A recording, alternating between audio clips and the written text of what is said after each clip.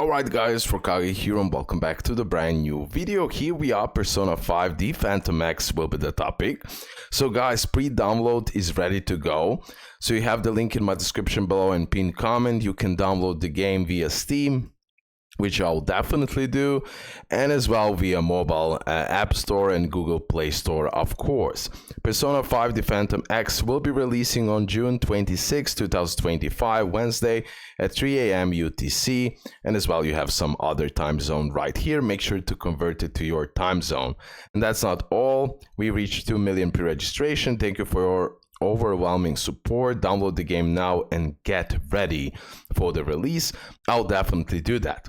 On today's video, I want to talk a little bit about the reroll guide. We still don't have a complete reroll guide until the game is officially launched. But on today's video, I want to talk about the reroll priority. And definitely I agree with these reroll targets. I'll go into that, and as well we're gonna go through some tips and tricks from brightwing.gg website. By the way, the Western release of the game does not have a PC client and is only available through Steam. Therefore, it is not possible to reroll on PC unless you're using an emulator. The mobile or emulator option for rerolling will be updated shortly after launch because Global tend to do things slightly different with the reroll process. So we're gonna see what they're gonna do, but I hope it will be the same like on the CN version. Now, this is super important part. Beginner banner allows you to pull for up to 5 multis, 50 pulls, at a discount price of 8 pulls per multi, therefore providing the player with 50 pulls for the price of 40 pulls. Claim 20 times standard banner pulls from mail. This will be the pre-registration rewards. Claim 10 times standard banner pulls after reaching level 10, and claim standard banner pulls available from the daily login. This will put you at around 32 pulls, which is exactly what you need for 4 multis on beginner banner.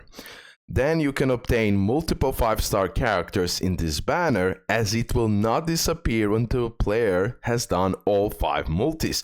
So this is where you're gonna reroll. This is where you wanna get.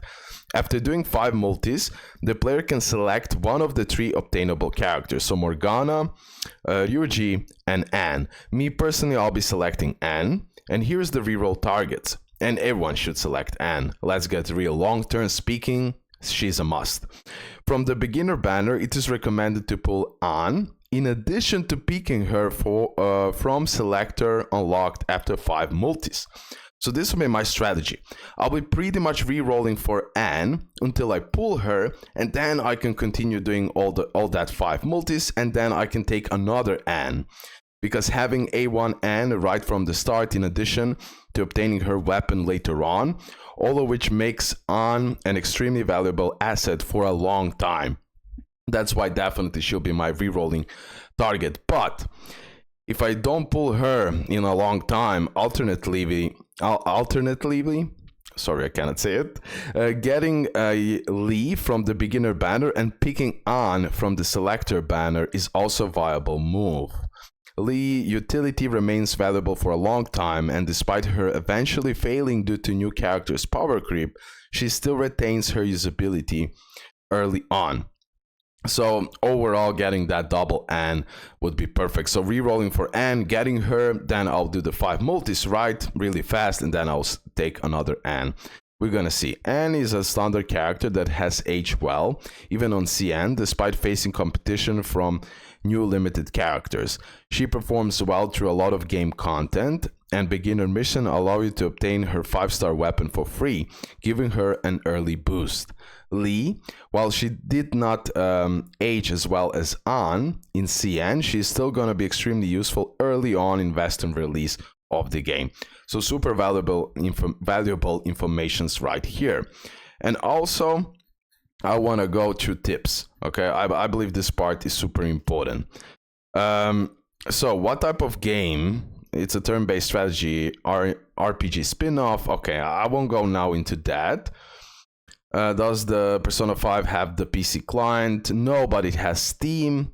How long it takes to finish dailies? Around 5 to 10 minutes. The best part, you can claim up to 5 times the rewards per run as long as you have enough stamina. You'll also need to complete other quick activities like hangouts and commission, but those barely take time. How does stamina system work? The stamina cap of this game is 240 and recharge rate is 1 every 6 minutes. You also get extra stamina at login via Thieves' Dance purchased decoration. What are the rates? Okay, I won't go too much into that because we don't have the 110 pity. I already did talk about this a million times, so I won't repeat myself. What's endgame content? You have 3 mods for the endgame. You can challenge 2 bosses each patch and compete against other players on leaderboards. There are 8 ranks and you can rank up if you did well in a season. Then you have 3 bosses each patch and compete against other paradise on leaderboard for rewards. You can work with your member to contribute to total score. And Astrolab Trials, you can challenge many bosses with many unique modifiers and map based on zodiac signs. Tips and tricks. Now this part is super important, so let's go through that, and that will be enough for this video. So spending currency. Save your Metaverse crystals, paid currency. There is usually a bundle or 2 in the shop that offer great value but are only available for Metaverse crystals. Don't buy any materials bundles with Metaverse Ambers, premium currency. You should save them for limited characters and their weapons. Don't spend Metaverse Ambers on standard contract draws. So you have this gems. Metaverse Ambers are gems, and please don't use those gems to get the standard tickets. No, please no. While many standard characters have the strength of limited, it's best to wait and use free standard contracts draws to obtain them. Don't spend Metaverse Ambers on Phantom Pass level. The rewards are not worth the price.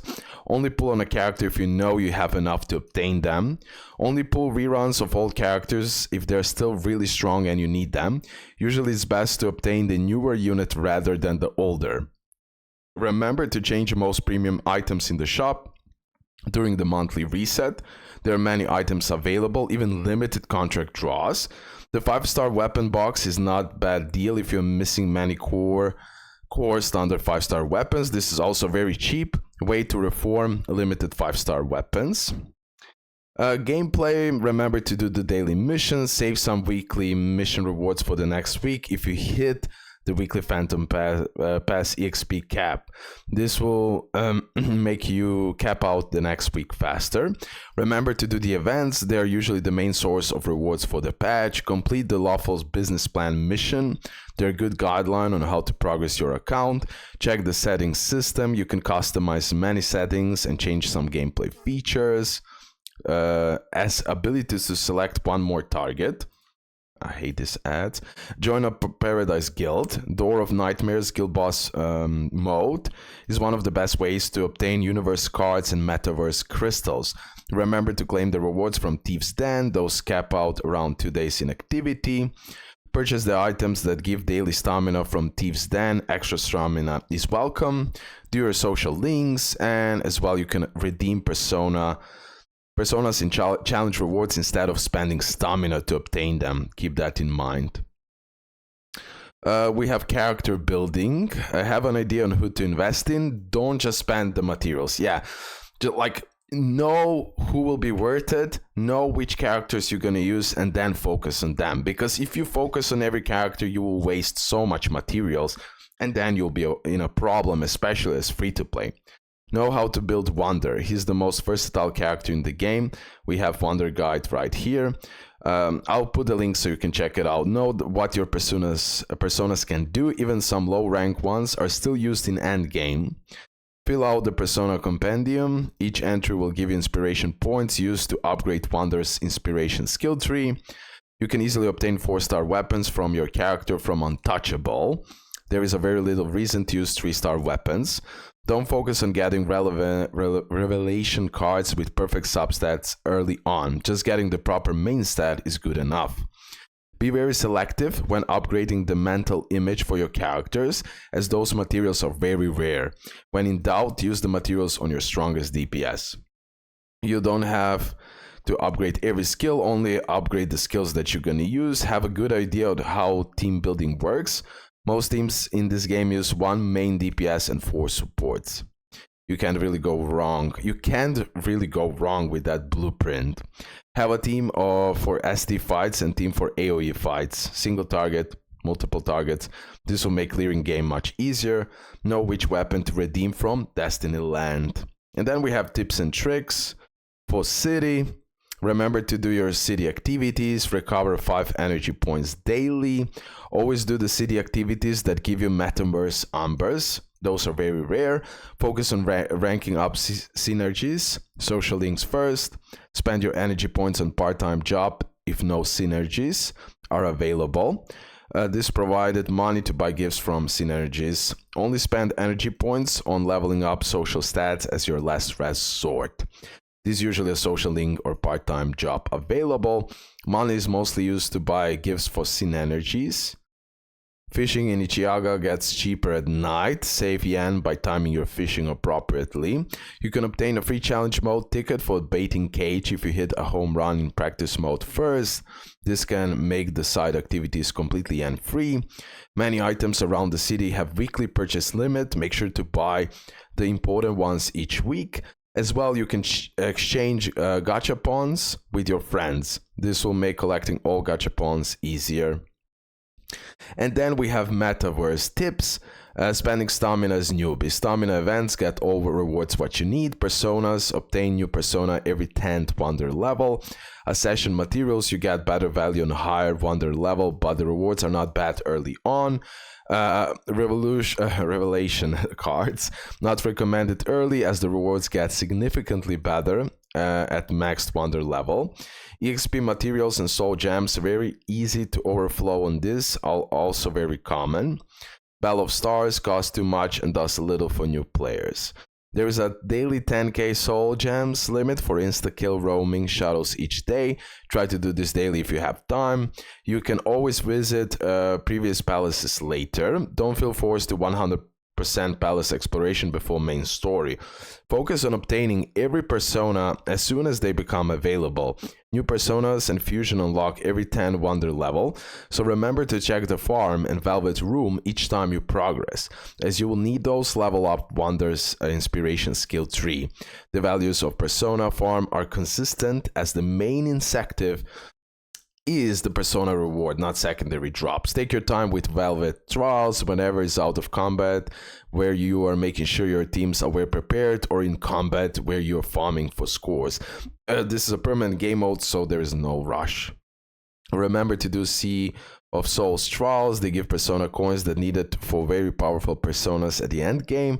Remember to do Door of Nightmares. This is the only reliable way of obtaining universe cards.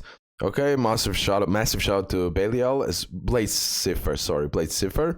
He's doing amazing. He'll be top notch for this game. Super happy. Okay. Definitely will have fun. I'm covering so many games now, it will be crazy, but I'll do my best. Hopefully you did enjoy this video, so pre-download the game, get ready, re-rolling on mobile and emulator. You know the re-rolling targets, we talked about this, so yeah. Hopefully you did enjoy it, leave a like, subscribe, and yeah, see you next one, bye!